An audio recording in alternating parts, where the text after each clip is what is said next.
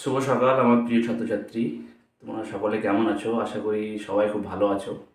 Already 11-এর পরীক্ষা শুরু হয়ে গেছে। প্রথম পরীক্ষা হয়ে গেছে বাংলা। আশা করি তোমাদের পরীক্ষা খুব ভালো হয়েছে।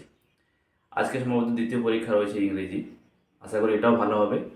আম, তো আমি যে বিষয়টা নিয়ে আলোচনা করছি সেটা হচ্ছে এডুকেশনের সাজেশন। ঠিক আছে, এর আগের ভিডিওগুলো নিয়ে আমি অলরেডি সব সাজেশন দিয়ে দিয়ে দিয়েছি। মানে 2 মার্কের, 5 মার্কের, 10 মার্কের সবগুলি আলাদা আলাদা ভিডিও বানিয়ে আমি কিন্তু সাজেশন তোমাদেরকে দিয়েছি। তো অনেকেই বলছে যে স্যার এতগুলো কোশ্চেন এই অল্প সময়ের মধ্যে কিভাবে করব। তো সত্যি তাই, কারণ আরও অনেক সাবজেক্ট রয়েছে তোমাদের পড়ার জন্যে। তো এতগুলো কোশ্চেন এই অল্প সময়ের মধ্যে পড়াটাও একটু কঠিন বা ডিফিকাল্ট। তো তোমাদের রিকোয়েস্টে আমি একটা মডেল কোশ্চেন পেপার সেট করেছি।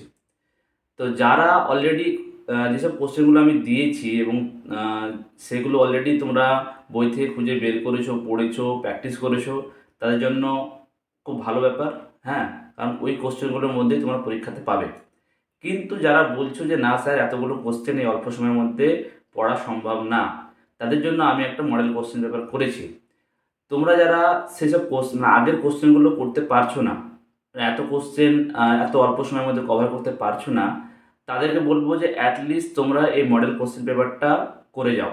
ঠিক আছে, যেসব কোশ্চেনগুলো আমি দিচ্ছি সেই কোশ্চেনগুলো তোমরা বই থেকে খুঁজে বের করো, এগুলো প্র্যাকটিস করো, লিখো, পড়ো, এগুলো প্র্যাকটিস করো।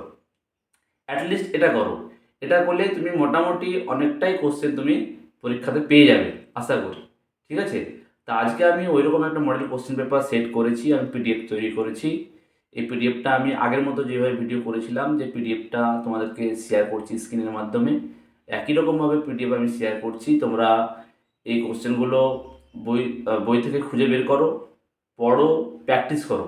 আমি প্রত্যেককেই বলেছি আহ, এবং ভিডিওতেও বলছি যে তোমরা অ্যাটলিস্ট একবার যেন লিখে প্র্যাকটিস করবে। কারণ যদি লিখে প্র্যাকটিস না করো, তোমাদের পরীক্ষা হলে ওই সময়ের মধ্যে তোমরা লিখতে পারবে না, কোনোভাবেই লিখে কমপ্লিট করতে পারবে না, বা লিখতে পারলেও ভালোভাবে লিখতে পারবে না।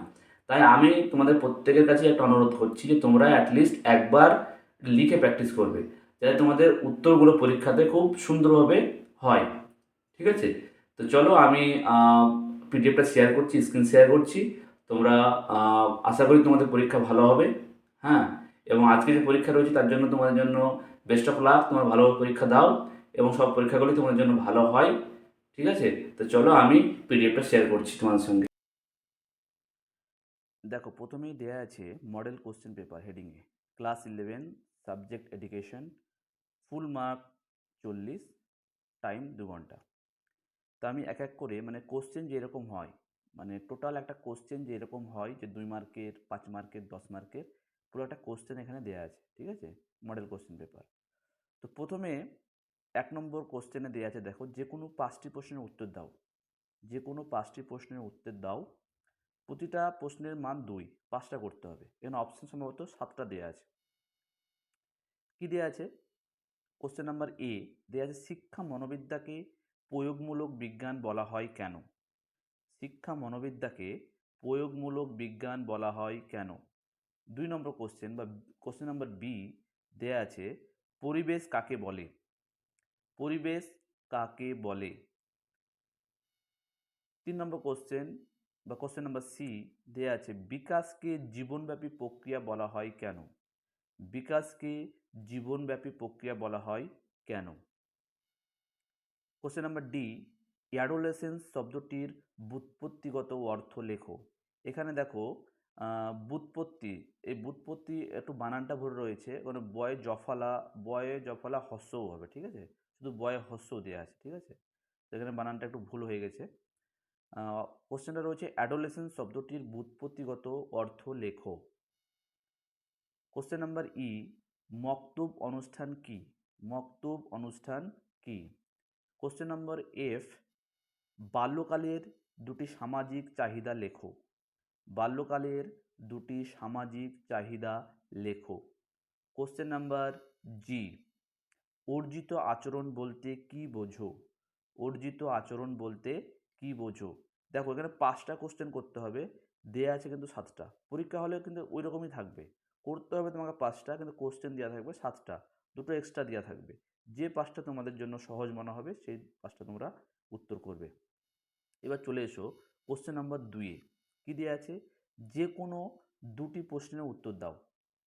5 ইন্টু 2 ইকুয়াল টু 10, মানে প্রতিটি প্রশ্নের মান 5, দুটো করতে হবে 10 মার্ক। ঠিক আছে, এখানে অপশান কিন্তু 3টে দেওয়া থাকবে, দেখবে 3টে কোশ্চেন দেওয়া থাকবে, দুটো করতে হবে। প্রথম কোশ্চেন নাম্বার এ দেওয়া আছে, সংবেদন, প্রত্যক্ষণ ও ধারণার মধ্যে সম্পর্ক লেখো। সংবেদন, প্রত্যক্ষণ ও ধারণার মধ্যে সম্পর্ক লেখো। কোশ্চেন নাম্বার বি দেওয়া আছে, শিক্ষা মনোবিদ্যার প্রয়োজনীয়তা সংক্ষেপে আলোচনা করো। শিক্ষা মনোবিদ্যার প্রয়োজনীয়তা সংক্ষেপে আলোচনা করো। কোশ্চেন নাম্বার সি দেওয়া আছে, প্রাথমিক শিক্ষা ও স্ত্রী শিক্ষা প্রসারে বিদ্যাসাগরের অবদান সংক্ষেপে আলোচনা করো। প্রাথমিক শিক্ষা ও স্ত্রী শিক্ষা প্রসারে বিদ্যাসাগরের অবদান সংক্ষেপে আলোচনা করো। ঠিক আছে, যেসব কোশ্চেনগুলো মানে এতক্ষণ পর্যন্ত আমি বললাম বা মডেল কোশ্চেন পেপারে সেট করে রেখেছি, এগুলো একটু মিলিয়ে দেখলে দেখতে পাবে যে আগে যেসব কোশ্চেনগুলো আমি দিয়েছিলাম সব কোশ্চেনই কিন্তু ওই কোশ্চেনগুলোর মধ্যে রয়েছে। বুঝতে পারলে, মানে ওই কোশ্চেনগুলো থেকেই আমি কিন্তু এই মডেল কোশ্চেন পেপারটা তৈরি করেছি। ঠিক আছে, এবার কোশ্চেন নাম্বার 3, ঠিক আছে, যে কোনো দুটি প্রশ্নের উত্তর দাও। যে কোনো দুটি প্রশ্নের উত্তর দাও। 10 ইন্টু 2 ইকুয়াল টু 20, 20 মার্ক। ঠিক আছে, মানে প্রতিটা প্রশ্নের মান 10।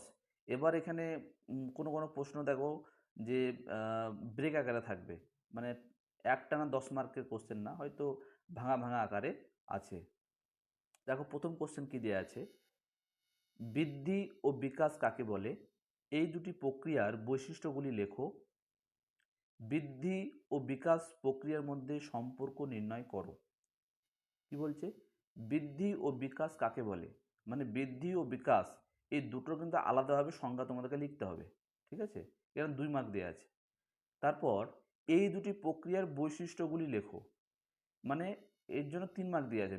বৃদ্ধির বৈশিষ্ট্য আলাদাভাবে লিখবে এবং বিকাশের বৈশিষ্ট্য আলাদাভাবে লিখবে। অ্যাটলিস্ট 3-4টে করে লিখবে প্রতিটার বৈশিষ্ট্য। বৃদ্ধির বৈশিষ্ট্য 4টে লিখবে হয়তো বা 3টে লিখবে, বিকাশের বৈশিষ্ট্য 3টে বা 4টে লিখবে। ঠিক আছে, এরপর দেওয়া আছে, বৃদ্ধি ও বিকাশ প্রক্রিয়ার মধ্যে সম্পর্ক নির্ণয় করো। বৃদ্ধি ও বিকাশ প্রক্রিয়ার মধ্যে কি সম্পর্ক রয়েছে এটা তোমাদেরকে লিখতে হবে, 5 মার্কের।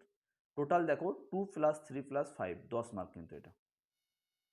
তারপরে দ্বিতীয় যে কোশ্চেনটা রয়েছে সেটা হচ্ছে, মানে কোশ্চেন নাম্বার বি, মধ্যযুগের ইসলামীয় শিক্ষা ব্যবস্থার বৈশিষ্ট্যগুলি লেখো। মধ্যযুগের ইসলামীয় শিক্ষা ব্যবস্থার বৈশিষ্ট্যগুলি লেখো, এটা একটা কোশ্চেন। আর একটা কোশ্চেন রয়েছে এর সঙ্গে, মুসলিম যুগের শিক্ষার সুবিধা ও অসুবিধাগুলি উল্লেখ করো। মুসলিম যুগের শিক্ষার সুবিধা ও অসুবিধাগুলি উল্লেখ করো। এখানে কিন্তু 5 + 5, মানে দুটো কোশ্চেন রয়েছে 5-5 করে, 5-5 করে 10। ঠিক আছে, মধ্যযুগের ইসলামীয় শিক্ষা ব্যবস্থার বৈশিষ্ট্যগুলি লেখো, এর জন্য 5 মার্ক, এবং মুসলিম যুগের শিক্ষার সুবিধা ও অসুবিধাগুলি উল্লেখ করো, মানে মুসলিম যুগে সেই সময় শিক্ষার যে কী কী সুবিধা ছিল এবং কোন কোন জিনিসগুলো অসুবিধা তৈরি করতো এগুলো লিখতে হবে। ছক কেটে একদিকে সুবিধা বা অসুবিধা লিখতে পারো, বা তোমার প্রথমে সুবিধাগুলি লিখলে তারপরে আবার নিচে তোমার অসুবিধাগুলি লিখলে, এভাবেও লিখতে পারো।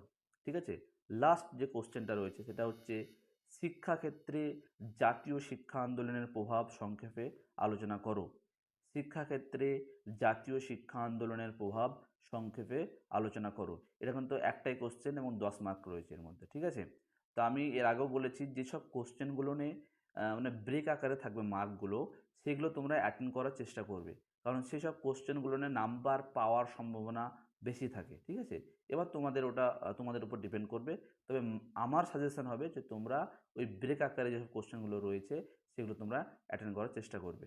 ঠিক আছে, তো ভালো থেকো এবং এই কোশ্চেনগুলো তোমরা খুঁজে বের করো, পড়ো, প্র্যাকটিস করো। আশা করি তোমাদের পরীক্ষা ভালো হবে। তোমাদের পরীক্ষার জন্য অনেক অনেক শুভকামনা রইল। ধন্যবাদ।